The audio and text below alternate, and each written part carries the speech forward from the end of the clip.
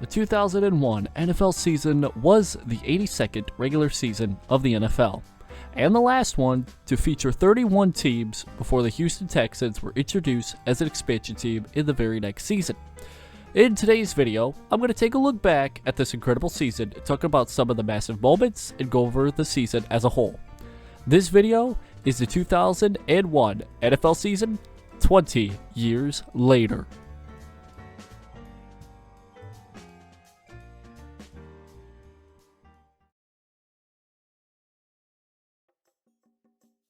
Before we can take a look back at the regular season and the playoffs, let's go all the way back to the end of 2000. Starting back before the season had begun, there had to be a few changes to some teams, rules, and even changes to the officiators.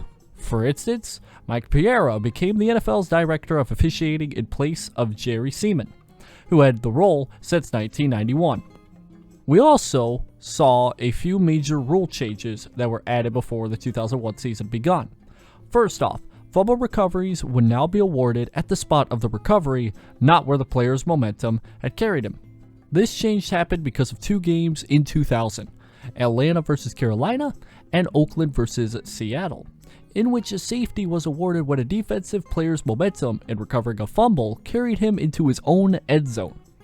And the other rule change was now taunting and roughing the passer calls would now be even more strictly enforced. 2000 would also be the last season for three-time Super Bowl champion Troy Aikman, as he announced his retirement from the NFL on April 9, 2001 after failing to find a new team to play for.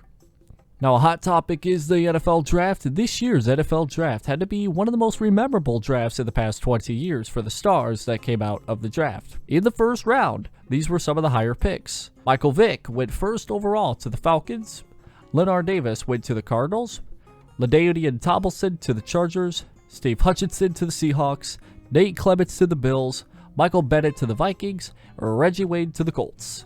In the second round, we got Drew Brees to the Saints, Quincy Morgan to the Browns, Chad Johnson / Ocho Cinco to the Bengals, Chris Chambers to the Dolphins, and Shawn Rodgers to the Lions.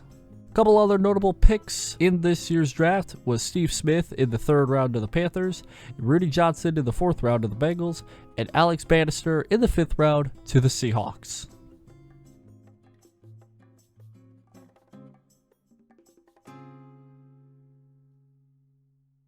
Some of the preseason favorites heading into this season were the Rams, Ravens, Titans, Broncos, and the Raiders, all of them with odds of winning 10 games or more and even the Super Bowl. But looking at these teams and how they did the season before, it is no surprise.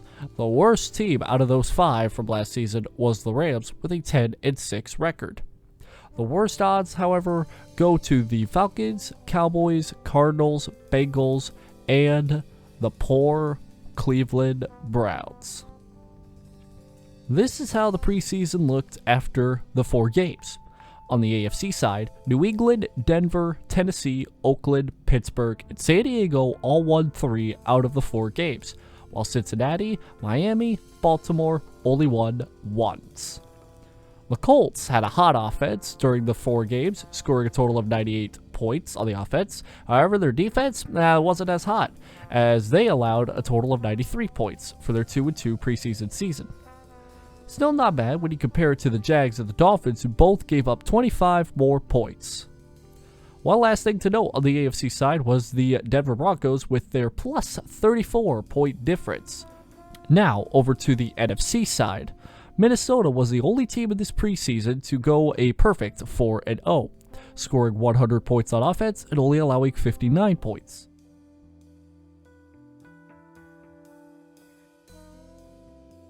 Some of the bigger blowouts included the Ravens destroying the Giants at home 9-38, the Falcons beating the Buccaneers at home 7-36, and the Broncos taking it to the 49ers at home 35-7. Some closer games were decided by a touchdown or less. The Jags would inch a win over the Chiefs by only 5 points with a score of 28-23. The Colts barely winning against the Seahawks by a score of 28-23 in Week 2, then falling victim to that same score in Week 4 against the Vikings. Another one that was very so close was the Week 4 game with the Titans beating the Lions by only 3 points with a score of 28-25. And some games were even closer than 3 points. Take, for example, the Lions beating the Colts in Week 3 by only 1 point with a score of 27-26. Or the Browns being beaten by the Redskins with a score of 25-27. But let's not get too worked up over these 4 useless preseason games, because we still have 17 regular season weeks to get into. And with that, let's get into them.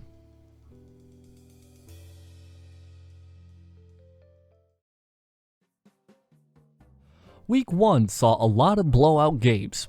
Out of the 15 games of the first week, only 5 were decided by 7 points or less. The closest game was decided by 3 points 3 times. Seattle beating Cleveland 9-6, 49ers beating the Falcons 16-13, and the Rams defeating McNabb and the Eagles 20-17. The biggest deficit was the game between Washington Redskins and the Chargers with a score of 30-3, with Tomlinson rushing for 2 touchdowns and 113 yards in that game. Brian Grease would have the best passer rating of this week with 144.3, throwing for 330 yards, 3 touchdowns, and only missing 8 passes out of 29 attempts. Well, that's not bad. However, something bad was around the corner though. Not just for the Broncos, but to the entire country of America.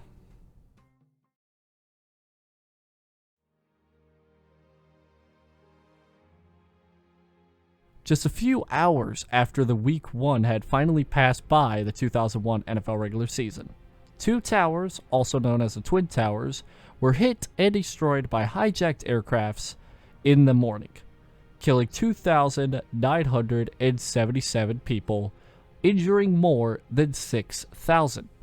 Still to this day, this country has never been the same. During this time, all sports were put on hold. That included NASCAR, the IRL, MLB, PGA, NCAA, SEC. They all postponed their events for the weekend. And the NFL decided in a 17-11 vote to also not play that weekend and hold everything off for a week. This would also push back all games 1 week, which meant that the bye week before the Super Bowl was not happening this season. I could go on about the craziness that was sports after 9/11, but the amount of information that is on the internet is too much for me to talk about in this video. Now that everybody had a week to rest up, it was time to get back onto the field and play some football. Let's go to Week 2.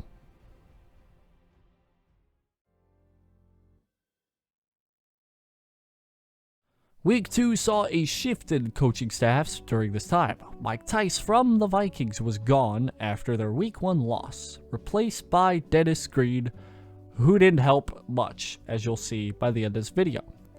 And just as a side note, that one coaching change was the only coaching change of this entire season. Now, this week saw a lot of teams going to 1-1. A few teams, however, stay undefeated. Out of the 14 games, this week had 6 games decided by 7 points or less. The biggest blowout is Green Bay defeating Washington by 37 unanswered points. Now you'll notice the Colts have been very hot this year already, scoring 40+ points in both of their wins this week against the Bills. Peyton Manning also won this week's Player of the Week with 421 yards passing, 4 touchdowns, 2 interceptions, and missing 6 passes out of 29 attempts. And his passer rating was 129.6. Chris Chandler from the Falcons came in second. Now you also notice that we're also missing a game already. That's because Arizona and Tampa Bay did not play this week. Week 3 saw a lot of teams either lose their undefeated streak or win their first game of the year. Pittsburgh got their first win, Minnesota got their first win, New England got their first win, defeating the then undefeated Colts with, ironically, a score of 44-13. As a Colts fan, that kinda stinks. This, by the way, was the first game Tom Brady started for the Patriots, as in Week 2, then quarterback Drew Bledsoe took a massive hit by Jets defender Mo Lewis, knocking him out for the remainder of the game and the season. The Patriots were the only team getting their first wins, however. Kansas City also got their first win this week. Now, the teams undefeated heading into Week 4 are the Rams, Packers, and the Chargers. The teams with no wins heading into Week 4 are the Cowboys, the Cardinals, Redskins, Lions, who did not play this week, and the Bills. Some of the top players this week were Trent Green with 307 yards passing, 3 touchdowns, and went 21 for 26 on passing. Priest Holmes had the highest rushing rating of this week, who rushed for 147 yards, 2 touchdowns, with the Chiefs in their 45-13 slaughter on the Redskins. Week 4 features all but one team getting at least their first loss of the season, with the Packers losing to Tampa Bay 10-14 and the Chargers losing to the Browns 16-20. Both games, ironically, were decided by 4 points to give those two undefeated teams their first loss in Week 4. The Rams, however, survived this week by beating the Lions 35-0. Kurt Warner had the best passing day with a rating of 126.5, throwing for 291 yards, 3 touchdowns, and completing 29 out of 37 passes in that shutout against the Lions. The Rams' undefeated streak lives on through week number 5 as they beat the Giants by only 1 point with a score of 15-14. And let me tell you, this week was filled with close games. Out of the 14 games in this week, 12 of them were one-possession games or 8 points or less. Furthermore, it begins to show that a lot of teams are becoming threats to the playoffs. San Francisco beating Atlanta in a hotly contested game with a score of 37-31 in overtime. Green Bay shows off their strength with a win over Baltimore 31-23.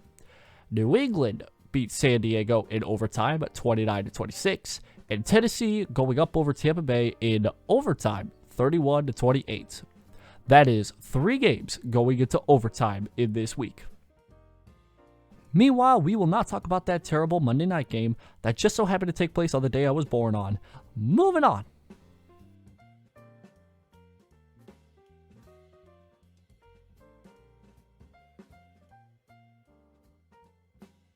Tom Brady's dominance as a starter would continue in Week 6, as he and the Patriots destroyed the Colts again 38-17. Meanwhile, this week had over half the games ending very closely together once again. Buffalo would get their first win of the year in the first Thursday night game of the season with a score of 13-10 over the Jags. The Rams' undefeated record is still alive with a win over the Jets 34-14. Washington also got their first win of the season by beating the Panthers 17-14. Tom Brady's crazy run was only starting. This week, he passed for over 202 yards, 3 touchdowns, and only missed 4 passes out of 20 attempts, giving him a 148 passer rating. Tim Couch was second with a rating of 124.5. Into the cover, hooks the leg, the streak is over.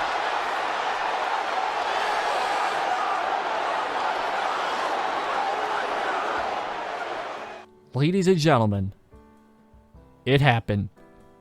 The St. Louis Rams, in Week 7, lost a football game. In Week 7, the St. Louis Rams lose their first game of the season, choking away a 24-6 lead to the Saints late in the third to lose it all 34-31. No team was going to go undefeated in the year 2001. But one team was determined to not win a game at all, that being the Detroit Lions, as this week they lost their 6th straight game against the Bengals 31-27. Surely they'll win soon, right?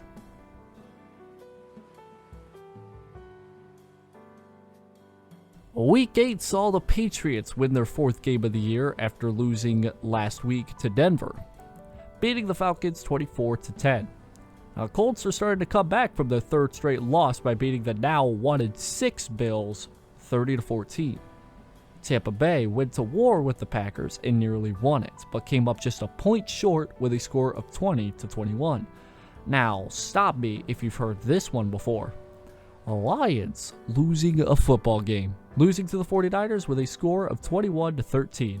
On the NFC side, the Bears have been silently climbing up the playoff picture by winning 6 games so far, this week beating the Browns in overtime 21-27. Tom Brady had the highest passer rating this week with a 124.4, passing for 250 yards, 3 touchdowns, and missing 10 passes out of 31 attempts. Also want to quickly point something out. This Patriots and Falcons game is known for 2 things. But more importantly being the debut for the first overall pick of Michael Vick. And this play that I'm just going to let it play out. And it's incredible. Buckley's checked in as a wideout. They go up and over the middle. Dangerous! Oh, you gotta be kidding! It's pulled down. Troy Brown, touchdown!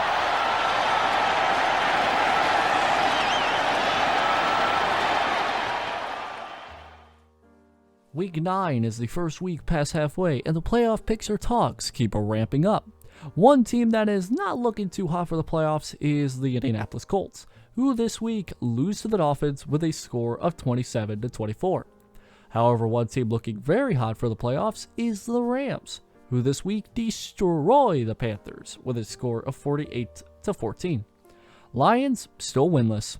Jeff Garcia had the best passing game all week with a rating of 123.7, passing for 252 yards, 4 touchdowns, and completing 21 out of 34 passes.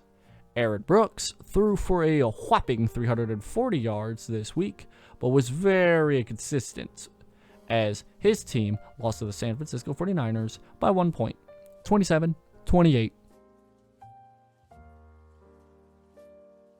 Week 10 is where a lot of teams realize they weren't making the playoffs. Buffalo fell to 1-8, Dallas 2-7, Carolina 1-9, and Detroit 0-9. Not all these teams mentioned were officially eliminated, but were getting very close. However, on the other side, the Jets go up to 7-3, San Francisco 7-2, Pittsburgh and Oakland also go to 7-2, and among many other teams that were hot in the seat for the playoffs. St. Louis may have lost a game a couple weeks back, but they aren't messing around, beating the Patriots with a score of 24-17. And Chicago increased their chances of a great playoff spot with a win over Tampa Bay at 27-24. The Eagles went to Dallas and destroyed the Cowboys 36-3, making their record a comfortable 6-3 so far. Aaron Brooks once again had the best rating out of all quarterbacks with a passer rating of 144.1, passing for 249 yards and 2 touchdowns. Week 11 had the Packers hand another loss to the Lions, 29-27. The 49ers taking it to Indianapolis, 40-21, and the Rams losing their second game of the season to the Tampa Bay Buccaneers, 24-17. And the Patriots beating the Saints, 34-17. Tom Brady this week had the highest passer rating, throwing for 258 yards, 4 touchdowns, and a 144 passer rating. Week 12 had the Lions take on Chicago and what looked like to be the Lions' first win of the season in their sights. Then they had to play a fourth quarter, giving up 10 unanswered points in the fourth quarter to lose 13-10. Miami improved to 8-3 with a win over Denver 21-10.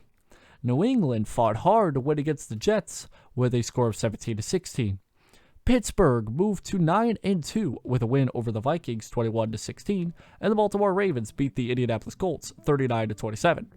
Kurt Warner this week had himself a great day, throwing for 342 yards, 4 touchdowns, and a passer rating of 155.3. Week 13 had the Rams, Patriots, Packers, Saints, and Steelers win all their respective games to help get them into the playoffs with ease. Meanwhile, some teams are still fighting for the playoffs. Well, Detroit was not one of them. They lost to Tampa Bay 15-12. I don't want to talk about that game. Ty Bullman of the Vikings had a passer rating of 131.5, throwing for 348 yards, 4 touchdowns, and threw 1 interception in their 42-24 win over the Titans. Now, Week 14 is most famously known for the Browns and Jaguars game. Most people already know about that game. If not, I recommend checking out the video in the top right and in the description below, as it shows possibly the worst referee call, not just in the season, but in the NFL of all time. The Jaguars won that game, albeit in a very controversial fashion, 15-10. Meanwhile, this week was also known for something else. The Detroit Lions won a football game, beating the Minnesota Vikings 27-24. That game marked the end of the winless teams for 2001.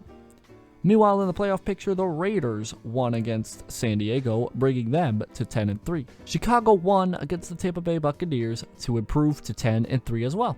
The 49ers shut out the Dolphins to also move to 10-3, and the Steelers move up to 11-2 with their win over the Ravens. The Jets move to 8-5 with their win over the Bengals, and the Packers fall to 9-4 with their loss to the Titans.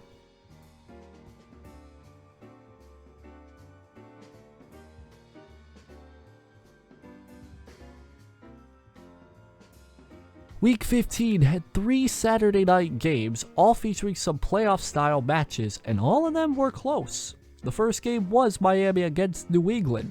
The Patriots did win it with a score of 20-13. The second game had the Eagles against the 49ers. The 49ers beat the Eagles 13-3. And the last one had the Tennessee Titans face off against the Raiders, beating them 13-10. On the Sunday side, the games had Pittsburgh beating the Lions 47-14 and the Rams beating the Panthers 38-32. Week 16 was crunch time for many playoff teams. Some were locked in, like Chicago, Green Bay, St. Louis, among others, but some had to play for the wild card. Miami won against Atlanta 21-14. And the Eagles won against the Giants 24-21. Seattle beat the Chargers 25-22. Moving on into the final week of the regular season. We've had the 49ers shut out the Saints. The Colts would win, but would miss the playoffs going 6-10. The Redskins win against the Cardinals. The Steelers closed the book on the Browns 28-7. The Lions won their second football game against the Cowboys. The Dolphins beat the Bills, and a lot of typical Week 17 style football. The wild card games had Tampa Bay against the Eagles, the Jets against the Raiders, Green Bay against the 49ers, the Ravens against Miami. Let's move to the playoffs. The Eagles would move on, beating Tampa Bay 31-9. Oakland would then beat the Jets 38-24. Green Bay and the 49ers played a very tight game, but the Packers move on with 25 points, while the 49ers leave the playoffs with a score of 15. And Baltimore beat the Dolphins with a score of 20-3. The Eagles would then continue that momentum into the divisional round, beating the Bears 33-19, ending one of the better Bears seasons in the last 5 years, at least at this time. The Patriots would barely squeeze a win over the Oakland Raiders, for a reason that maybe not a lot of people know about. Couldn't have been another case of bad officiating? No.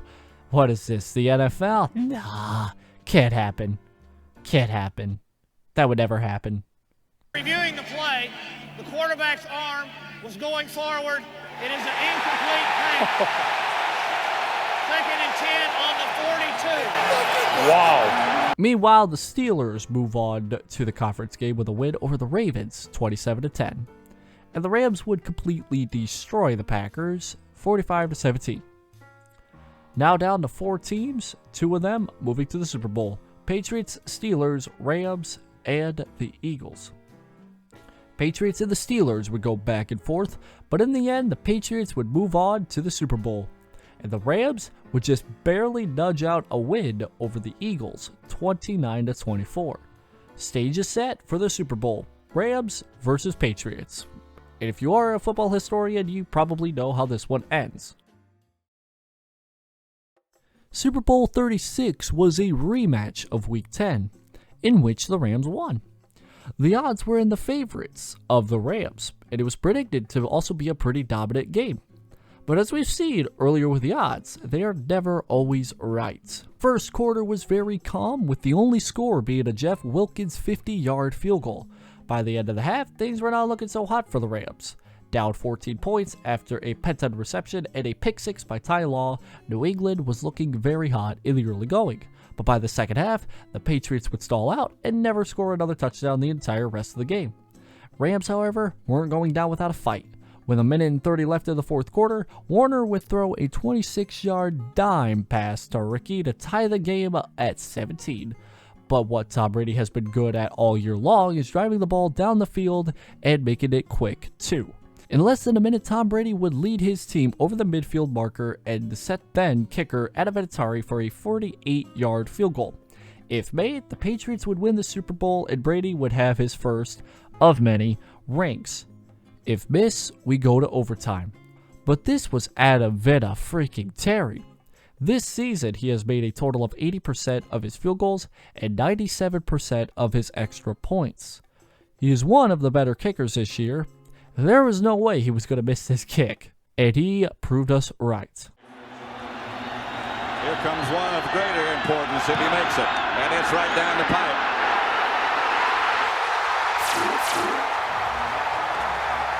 Adam Vinatieri. No time on the clock, and the Patriots have won Super Bowl 36. Unbelievable. That's the way you should win a Super Bowl. And just like that, the 2001 NFL season came to an end, with the Patriots being the Super Bowl champions. Tom Brady was the MVP. Kurt Warner leads the passing yards for the season at 4,830 and became the All-Pro MVP. Rookie of the Year went to Anthony Thomas. Michael Strahan was a Defensive Player of the Year, and the rest, they say, is a history. Few more things I'd like to point out here. Let's talk a little bit about some stats. Priest Holmes had the most rushing yards at 1,555. Rod Smith had the most receptions at 113. Marshall Faulk scored the most points with 128 and 21 touchdowns. Rondé Barber and Anthony Henry had 10 interceptions. And as for all of the teams, the Rams had scored the most points per game with 31.4, with the Colts coming in at second at 25.8. The Steelers and the Ravens had two best defenses of the season.